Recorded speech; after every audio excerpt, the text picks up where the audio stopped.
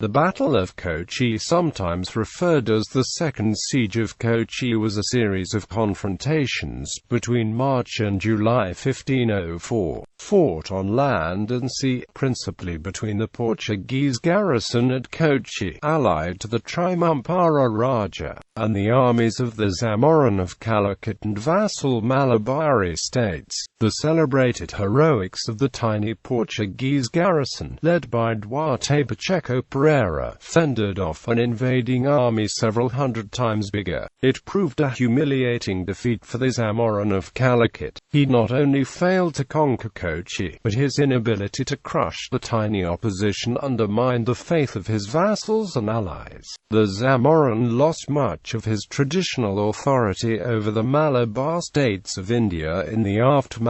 The preservation of Kochi secured the continued presence of the Portuguese in India. Background: since the fragmentation of the Chera state in the 10th century, the ruler of the city-state of Calicut, known as the Zamorin, had been generally recognized as overlord by most of the small states on the Malabar coast of India. Under the Zamorin's rule, Calicut grew as a commercial city, emerging as the major entrepot of the Kerala pepper trade and a principal emporium for other spices shipped from further east. In the opening journey of the Portuguese to India in 1498, the Vasco da Gama immediately made his way to Calicut and tried to secure a commercial treaty with the Zamorin. Unimpressed by Gama, the elderly Zamorin allowed the Portuguese to buy spices on Calicut's markets, but refused to accord them any greater privileges. The follow-up expedition of Pedro Alvarez Cabral arrived better prepared. The old Zamorin having died in the interim, Cabral negotiated a treaty with the new Zamorin, and a Portuguese factory was opened in Calicut. But within a couple of months, quarrels erupted between Portuguese agents and established Arab traders in the city, in which the Zamorin refused to intervene. In December 1500, a riot was raised and the factory in Calicut was overrun and numerous Portuguese massacred. Blaming the Zamorin for the event, Cabral demanded that the Zamorin compensate them for the losses and expel all Arab traders from the city. When the Zamorin refused, Cabral bombarded the city of Calicut.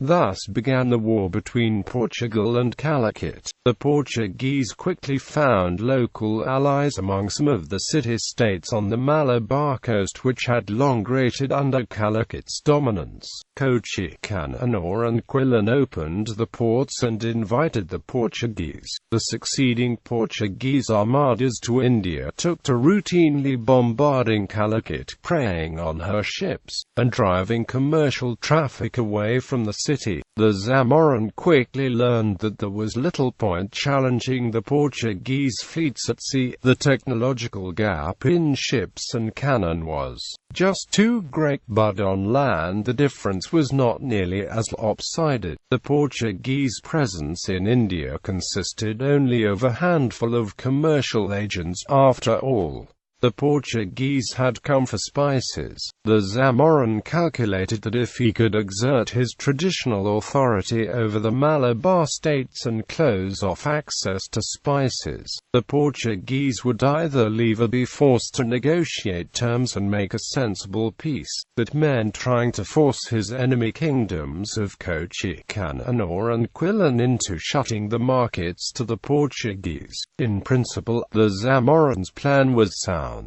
The Portuguese had antagonized some of the residents of the Malabar coast. The fleets had left a brutish calling card, made absurd demands upon the rulers, disrupted trade and daily life all along the coast. It should not have been too difficult to prevail upon the Malabari cities to participate in a general boycott of Portuguese trade, at least temporarily. But the Kochi rejected Zamorin's unreasonable demands. First Siege of Kochi. The city of Kochi was a growing commercial town perched on the edge of the Vembanad lagoon. The ruling Hindu prince, Anigodavada, the Trimumpara Raja of Kochi, was not secure in his own position. Formerly, he was a minor prince, subsidiary to senior family members across the lagoon at Edipali, the official overlords of the lagoon. Indeed, it is quite probable Trimumpara was in the midst of a family quarrel and originally sought out the Portuguese alliance to strengthen his own position against his relatives. Sentiment among the Co-Chinese population was largely against the Portuguese. Kochi was not self-sufficient in food, and the people had suffered much from the general disruption of trade along the Malabar coast. Moreover, Kochi had a significant Muslim population, both expatriate Arabs and local Mapilas, and the Portuguese had made no secret of the hostility towards them. Yet these were usually the very traders upon whom the city's subsistence depended. The Co-Chinese population could not see the point of the current state of affairs. Sensing the resentment, Trimumpara Raja had the Portuguese factor Diogo Fernandes Correa and his assistants, Lourenço Marino and Alvaro Vaz, stay at his own palace, and ensured they were always escorted by loyal guards when walking around the city's markets.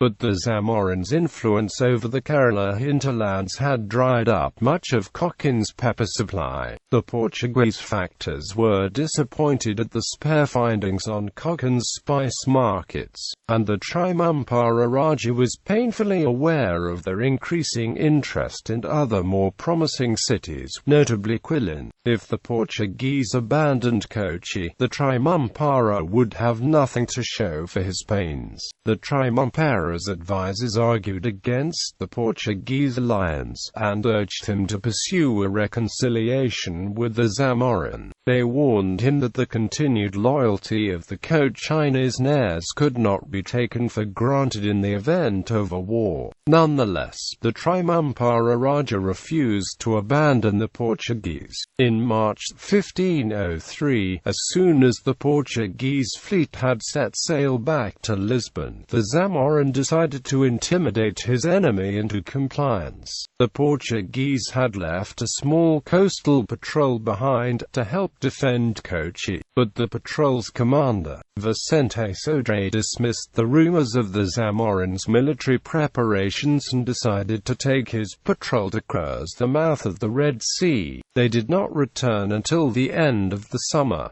In April, the Zamorin led a large Calicut army of some 50,000 troops against Kochi. Along the way, he was to be joined by allied Malabari lords, notably the rulers of Edipali. The Trimumpara's son Narayun rushed with a force of 5,500 Co-Chinese troops to block the passage of the Calicut army over a ford near Edipali. Narayun valiantly repelled 2 Calicut assaults, but eventually the Zamorin's agents, by bribery and subterfuge, managed to detach many of the Co-Chinese heirs from the front line. In the next assault, Narayan was overwhelmed and killed, along with his remaining forces. Narayan's brave stand gave his father and his Portuguese guests enough time to flee Kochi across the water to Vipan Island with a small corps of loyal guards. The Zamorin seized Kochi city and demanded Trimumpara hand over the Portuguese agents, but the king refused. Vipan's natural defences and the worsening weather prevented the launching of an assault against the island. The frustrated Zamorin limited himself to burning the city of Kochi and vowed to return after the weather improved. The main Calicut army returned that same August, and once again Trimumpara Raja and the Portuguese agents were holed up in Vipan. The Zamorin and his Malabari allies were in the process of preparing assault boats against the island, when they spotted 6 armed Portuguese ships under Francisco de Albuquerque, the vanguard of the arriving 5th Armada, racing towards Kochi. The allied Malabari armies began to melt away immediately.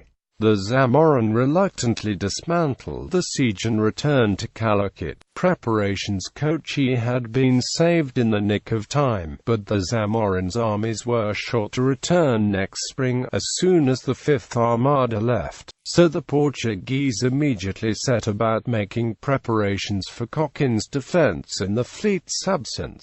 In the first order of business, a squadron of Portuguese ships did a tour of the Vembanad lagoon, punishing the local princelets who had given the support to the Zamorin siege. Notable in this campaign was the Portuguese brutal sack of Edipali, razing the city with great bloodshed. Smaller towns and villages either met a similar fate, or quickly switched their allegiance over to Kochi. In this manner, the Trimumpara Raja of Kochi was forcibly imposed by Portuguese arms as the overlord of the Vembanad lagoon. In the meantime, the Portuguese commanders persuaded Trimumpara Raja to allow them to erect a fortress on the edge of the Cochinese peninsula, just a little to the west of the old city of Kochi proper. Fort Manuel de Cochin, as it was named, was the first Portuguese fort in Asia, built from a local coconut palm timber supplied by the Trimumpara himself. The fort was completed in a couple of months.